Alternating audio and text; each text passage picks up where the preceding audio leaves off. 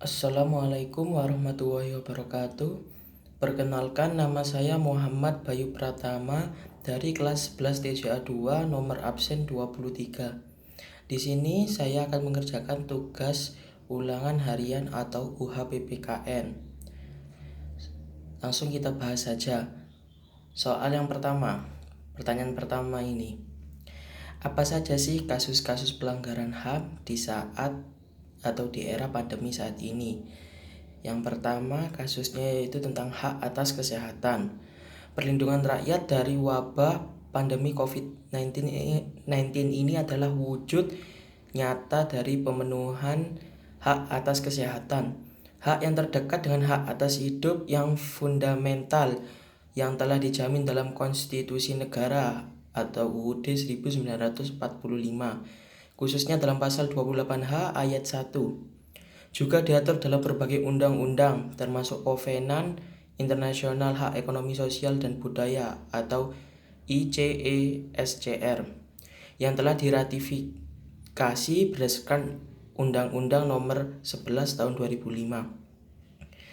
Pasal 12 ayat 1 ICSCR mengatur secara ketat tentang pelaksanaan kewajiban pemerintah pusat maupun daerah dalam pemenuhan hak untuk menikmati standar kesehatan fisik dan mental yang tertinggi yang dapat dicapai, yang harus dilaksanakan secara optimal dengan mengeluarkan seluruh sumber daya yang tersedia. Termasuk dalam hal ini, yang pertama anggaran, yang kedua fasilitas, yang ketiga infrastruktur, dan yang keempat yaitu sumber daya manusia. Pelaksanaan hak ini haruslah memenuhi 4 prinsip, yakni yang pertama ketersediaan, yang kedua aksesibilitas, yang ketiga penerimaan, dan yang keempat yaitu kualitas. Melanggar salah satu dari 4 prinsip tersebut merupakan pelanggaran HAM karena pemerintah telah dianggap lalai dan atau abai terhadap kewajibannya. Lihat di General Common nomor 14 UN, Komite Ekonomik, Sosial and Cultural Rights, UN Geneva 25 April sampai 12 Mei tahun 2000. Melanggar salah satu, apalagi 2 bahkan 3 adalah pelanggaran HAM karena pemerintah dianggap lalai dengan sengaja abai memenuhi kewajibannya. HAM yang kedua yaitu kebutuhan dasar. Saking fundamentalnya, untuk menjamin pemenuhan hak atas kesehatan dimungkinkan adanya penangguhan, pengurangan atau pembatasan hak asasi tertentu yang tergolong derogable rights. Pembatasan tersebut harus dilakukan dengan sangat ketat, hati-hati, proporsional dengan batas waktu, dan diatur dalam undang-undang atau UU. Tujuannya semata-mata untuk menjamin pengakuan serta penghormatan atas hak kebebasan orang lain, tuntutan yang adil sesuai dengan pertimbangan moral, nilai-nilai agama, keamanan, dan ketertiban umum dalam masyarakat demokratis. Berdasarkan Undang-Undang atau UU nomor 6 tahun 2018 dan Permenkes nomor 9 tahun 2020, bentuk pembatasan dalam memberlakukan pembatasan sosial berskala besar atau PSBB, yakni yang pertama peliburan sekolah dan tempat kerja, yang kedua pembatasan kegiatan keagamaan, yang ketiga pembatasan kegiatan di tempat atau fasilitas umum, yang keempat pembatasan moda transportasi, yang kelima pembatasan kegiatan lainnya khusus terkait aspek pertahanan dan keamanan, disertai ancaman sanksi bagi yang dilanggar. Rasio legis dalam menerapkan pembatasan atas hak sipil harus memenuhi prinsip proporsional, kepatutan, dan asas keseimbangan, sehingga wajib disertai adanya jaminan pemenuhan kebutuhan hidup dasar yang mencakup hak atas perumahan, tempat tinggal, hak atas pangan, kebutuhan pokok, dan kebutuhan sehari-hari termasuk kebutuhan fasilitas hiburan. Tanpa adanya jaminan pemenuhan kebutuhan dasar, maka pemberlakuan PSBB adalah melanggar HAM. apalagi jika ditemukan adanya warga yang kelaparan, jatuh sakit atau mengalami gangguan jiwa atau mental, atau bahkan meninggal dunia akibat mengurung diri dalam rumah karena adanya larangan atau pembatasan tersebut. Sementara kebutuhan dasarnya tidak terpenuhi.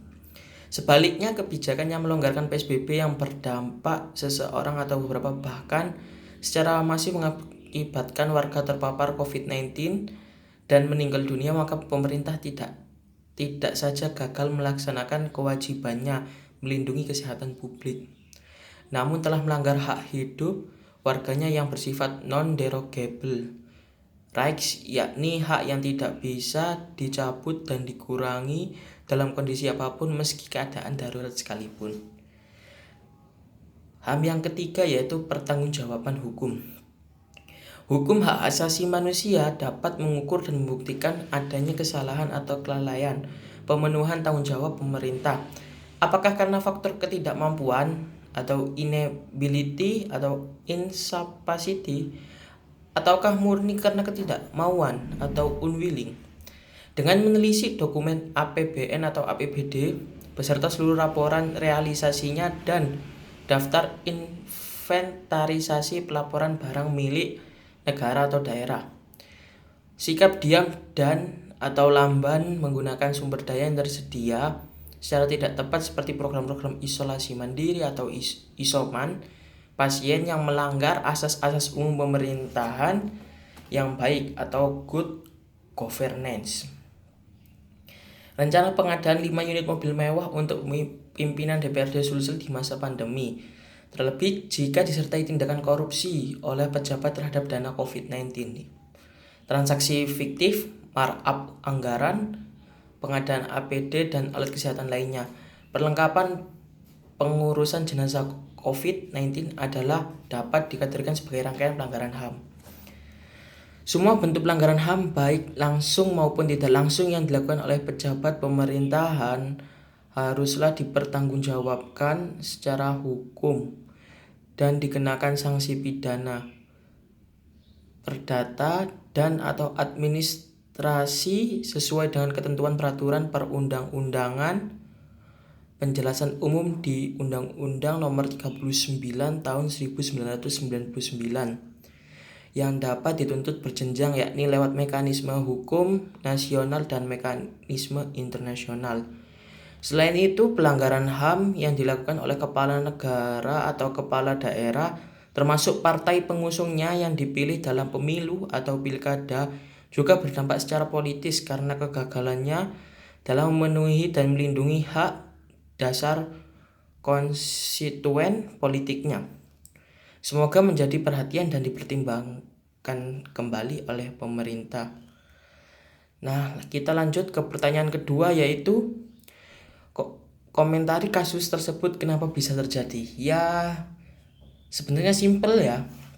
Jadi ini pelanggaran HAM di masa pandemi COVID-19 saat ini terjadi ya karena adanya gejala COVID-19 ini, dan seharusnya pemerintah membuat aturan itu lebih bijak lagi dan amanah ya.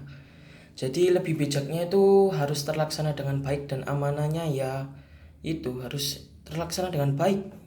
Ini seperti misal contoh PSBB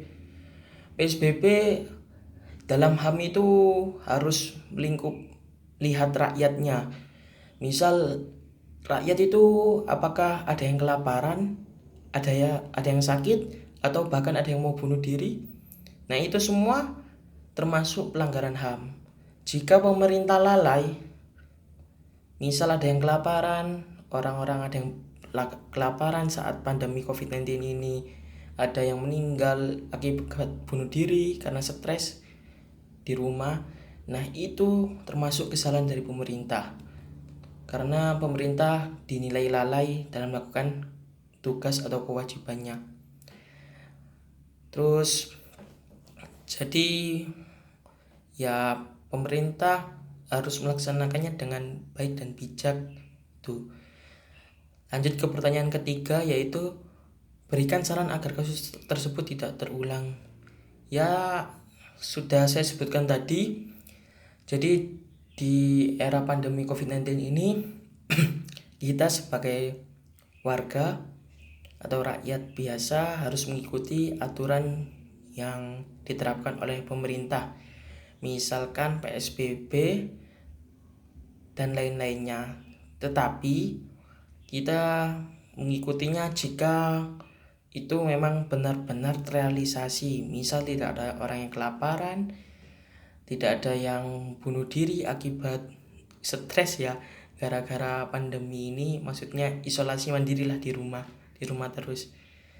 Saran saya sih pemerintah harus lebih bijak dan harus lebih perhatian lagi dalam menangani atau dalam menjalankan pemerintahan ini dalam situasi pandemi seperti era saat ini. Sekian dari saya. Maaf jika ada banyak salah. Terima kasih. Wassalamualaikum warahmatullahi wabarakatuh.